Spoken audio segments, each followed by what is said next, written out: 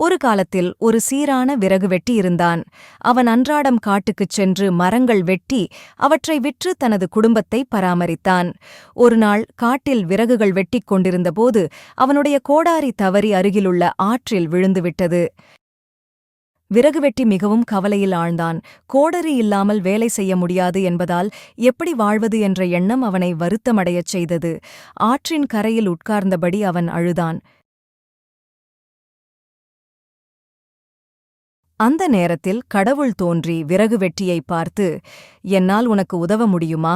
என்று கேட்டார். விறகு வெட்டி தன் கோடரி ஆற்றில் விழுந்துவிட்டதைச் சொன்னான். அப்பொழுது அந்த கடவுள் ஆற்றுக்குள் சென்றார். தங்க கோடரியுடன் மீண்டு வந்தார்.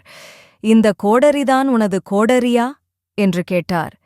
விறகு வெட்டி, "இல்லை, அது என்னுடையதில்லை" என்று நேர்மையாகச் சொன்னான். அதற்குப் பிறகு கடவுள் மீண்டும் சென்று ஒரு வெள்ளி கோடரியுடன் வந்து, "இதுவா உன் கோடரி?" என்று கேட்டார். மீண்டும் விறகு வெட்டி, "இல்லை, அது என்னுடையது இல்லை" என்றான். மூன்றாவது முறையாக கடவுள் விறகு வெட்டியின் பழைய இரும்பு கோடரியைத் தேடிக் கொண்டு வந்தார். "இதுதானா உன் கோடரி?" என்றார். விறகு வெட்டி மகிழ்ச்சியுடன், "ஆமாம், இதுதான் எனது கோடரி" என்றான். அவனுடைய நேர்மையை பாராட்டி கடவுள் அவனுக்கு 3 கோடரிகளையும் பரிசாகக் கொடுத்தார்.